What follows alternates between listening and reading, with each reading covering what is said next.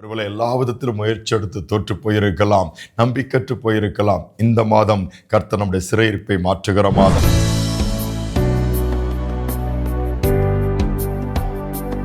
உங்கள் வாழ்க்கையை மீண்டுமாய் பட்டுப்போன பகுதியை துளிர் விடுகிற மாதமாய் கர்த்தர் மாற்றிக் கொடுக்க போகிறார்.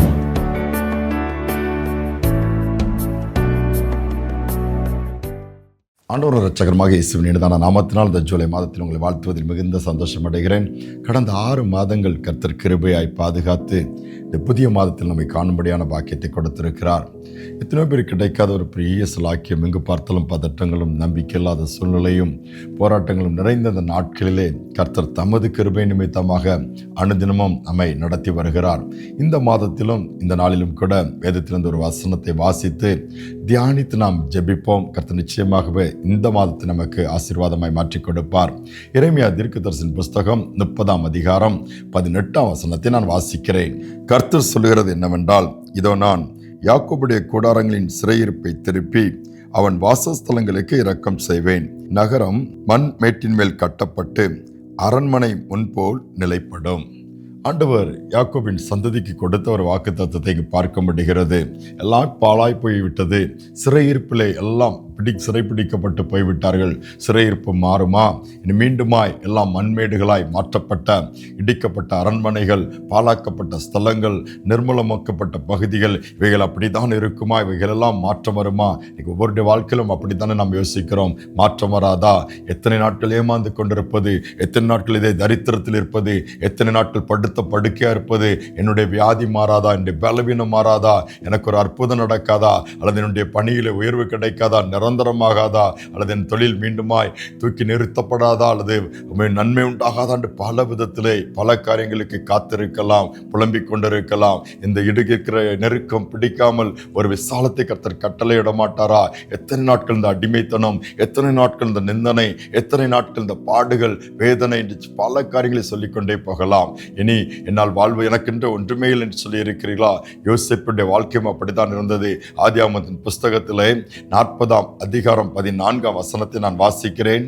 இதுதான் அதன் அர்த்தம் என்று சொன்னதும் அன்றி, நீ வாழ்வடைந்திருக்கும் போது என்னை நினைத்து என்மேல் தயவு வைத்து என் காரியத்தை பார்வோனுக்கு அறிவித்து இந்த இடத்திலிருந்து என்னை விடுதலையாக்க வேண்டும் என்று சொல்லுகிறார்.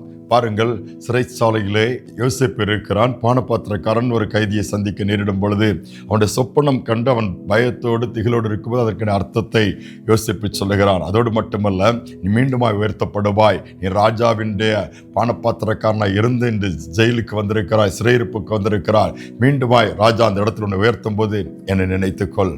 இந்த இடத்தில் இனிமேல் எனக்கு இருக்க முடியவில்லை, எனக்கு இந்த இடம் பிடிக்கவில்லை, நான் எந்த தவறு செய்யவில்லை, சிறையிருப்பில் நான் இருக்கிறேன், பல ஆண்டுகளாக இருக்கிறேன். ராஜாவிடம் சொல், நீ விடுதலை கொடு, எனக்கு சிறையிருப்பை மாற்று என்று சொல்லி ஒரு விண்ணப்பத்தை வைக்கிறான். ஆனால் அந்த பானபாத்திரக்காரன் மறந்து போனான் வேதம் சொல்லுகிறது. இன்னைக்கு மனிதனால் ஒரு சிறையிருப்பிலிருந்து இன்னொரு மனிதனை மீட்கவோ அல்லது மாற்றவோ முடியாது.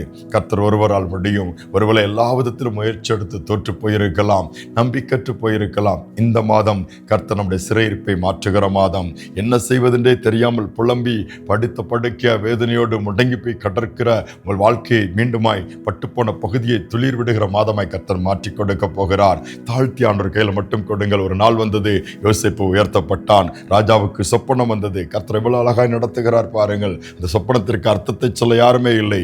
அப்பொழுதுதான் பானபாத்திரக்காரனுக்கு ஞாபகம் வந்தது. சிறைச்சாலையில் ஒரு வாலிபன் இருக்கிறான் என்று சொல்லி கொண்டு வரப்பட்டான். யோசேப்புக்கு 30 வயது. ராஜாவுக்கு சொப்பனத்தின் அர்த்தத்தை சொன்னான். நடந்தது என்ன? ராஜாவின் அருகிலே சிங்காசனத்தில் இருக்கும்படியாய் உயர்த்தப்பட்டான்.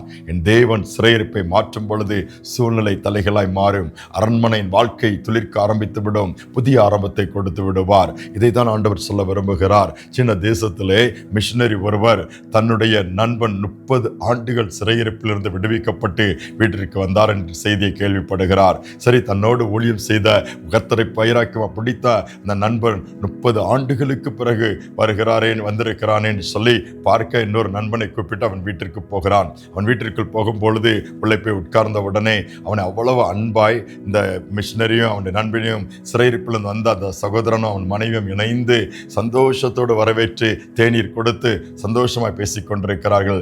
அதோடு மட்டுமல்ல, இவ்வளவு சந்தோஷமாய் இவ்வளவு நல்லா இருக்கிறேன்னு சொல்லி கேட்கும் பொழுது சிறையிருப்பு வாழ்க்கை எப்படி இருந்ததெல்லாம் விசாரிக்கும் போது அவர் சொன்னார், எனக்கு வயது இப்பொழுது 60 வயது, நேற்று தான் திருமணம் நடந்தது. என்ன என்னாச்சுன்னு சொல்லி கேட்கும்போது அவர் தன்னுடைய சூழ்நிலை சொல்லுகிறார். 30 வயது இருக்கும் பொழுது, உனக்குத்தான் தெரியுமே, ஊழியம் செய்து கொண்டிருந்தேன். வேதாகம கல்லூரியில் படித்துக் கொண்டிருக்கும் பொழுது ஆண்டவரை பற்றி பிரசங்கிக்க கூடாது என்கிற கூட்டம், அப்படிப்பட்ட ஒரு சட்டம் என்னை கைது பண்ணி சிறைச்சாலையில் போட்டு 30 ஆண்டுகள் ஆகிவிட்டது. கைது செய்வதற்கு முன்பாக தான் இவருக்கு நிச்சயதார்த்தம் அந்த பெண்ணோடு நடந்திருக்கிறது.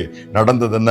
அங்கே சிறைச்சாலையில் இருக்கும் பொழுது, இயேசுவை நீ மறுதலித்து விட்டால் உன்னை விடுதலையாக்கி விடுகிறோம், அந்த இயேசுவை குறித்து நீ பிரசங்கிக்க மாட்டேன்னு சொன்னால் உன்னை விடுதலையாக்கி விடுகிறோம், நிச்சயிக்கப்பட்ட பெண்ணோடு திருமணம் பண்ணி வாழலாமேன்னு சொல்லி அனுப்பி விடுகிறோம் சொல்லும்போது இவர் அதை ஏற்றுக்கொள்ளவில்லை. வருடத்திற்கு ஒரு முறை அந்த பெண் இவரை பார்ப்பதற்கு அனுமதித்தார்களாம். ஆனால் இயேசுவில் வைத்திருக்கிற அன்பு அந்த சிறையிருப்பிலும் உறுதியாக இயேசுவை பற்றி கொண்டு இருந்ததை ஒரு நாள் வந்தது. பரலோகத்தின் தேவன் பார்த்தார். அரசாங்கத்தினால் இனி இந்த இவரை சிறையில் வைக்க முடியாது வெளியே அனுப்பினது. அந்த நேற்று தான் எங்களுக்கு திருமணமே நடந்தது, சந்தோஷமாக இருக்கிறோம் என்று சொன்னார்களாம். சிறையிருப்பு மாறினது, சிறை வாழ்வு மாறினது, சுகவாழ்வு துளிர்த்தது. கர்த்தர் நடத்தினாரே. இந்த மாதம் அதைத்தான் ஆண்டவர் விரும்புகிறார். சோர்ந்து போக வேண்டாம். அன்றைய கரத்தில் தாழ்த்தி ஒப்பு கொடுங்க. எத்தனை ஆண்டுகள் காத்திருப்பது, எத்தனை நாட்கள் காத்திருப்பதுன்னு சொல்லிங்களா? பலவீனம் மாறாதா? ஒரு அற்புதம் நடக்காதா? இந்த மாதத்தில் கர்த்தர் செய்வார். கண்களை மூடி ஜெபிப்போமா? எங்கள் அன்பின் பரலோக தகப்பனே, புதிய மாதத்தின் முதல் தேதியில் வந்திருக்கிறோம். வருடத்தின் பாதி நாட்கள் போய்விட்டதப்பா. பலத்த காரியங்களை எதிர்பார்த்து ஒருவேளை ஒன்றும் நடக்காமல் பலவித பாடுகள் தான் எனக்கு கிடைத்தது என்று சொல்லி ஒருவேளை யோசிக்கலாம். ஆனால் இந்த சூழ்நிலையில் அவைகள் எல்லாவற்றையும் மாற்ற வல்லவராக இருக்கிறீர். யாரெல்லாம் நெருக்கத்தில் இருக்கிறார்களோ, சிறையிருப்பில் இருக்கிறார்களோ, பாடுகளின் பாதையில் கடந்து போகிறார்களோ, பலவீனத்தின் பாதையில் இருக்கிறார்களோ, ஒரு நம்பிக்கை உண்டாகும்படியா ஒரு அற்புதம் நடக்காதான்னு சொல்லி ஏங்குகிறார்களோ, இந்த மாதத்தில் பரலோகத்தின் தேவன் நீ சிறையிருப்பை மாற்றுவேன் சொல்லியிருக்கிறீரே. மண்மேடுகள், பாலான பகுதிகளெல்லாம் மீண்டுமாய் புதுப்பிக்கப்படும் சொல்லியிருக்கிறீங்களே. அந்த வார்த்தையின்படியே இன்று நீர் செய்யும்படி நாங்கள் ஜெபிக்கிறோம் அப்பா. அற்புதங்கள் நடக்கட்டும். மகிமையான காரியங்களை நீர் செய்வீராக. இந்த மாதம் ஒவ்வொருவருக்கும் சிறையிருப்பிலிருந்து விடுதலை பெறுகிற, சிறை வாழ்வு மறைகிற, சீர்வாழ்வு துளிர்க்கிற ஒரு மாதமாய் மாற்றிக் கொடுப்பீராக. பெரிய காரியங்களை செய்யும். தாழ்த்தி ஒப்புக் கொடுக்கிறேன். துதிகனமை மேலா ஏற்றுக்கொள்ளும். இயேசுவின் நாமத்தில் பிதாவே, ஆமேன், ஆமேன். எதை குறித்தும் கவலைப்பட வேண்டாம். கடந்த 6 மாதங்களை நடத்தின தேவன் இந்த மாதம் நடத்த மாட்டாரா? நிச்சயமாகவே நடத்துவார். இந்த மாதத்திலே சிறை வாழ்வு மறைந்துவிடும், சீர்வாழ்வு மலர்ந்துவிடும். சீயோனின் மகிமை திரும்பவும் நம்மிடத்தில் திரும்பும். இந்த நம்பிக்கையோடு இந்த மாதத்தை தொடங்குவோம். கர்த்தர் நிச்சயமாகவே நம்மை ஆசீர்வதிப்பார். ஆமேன்.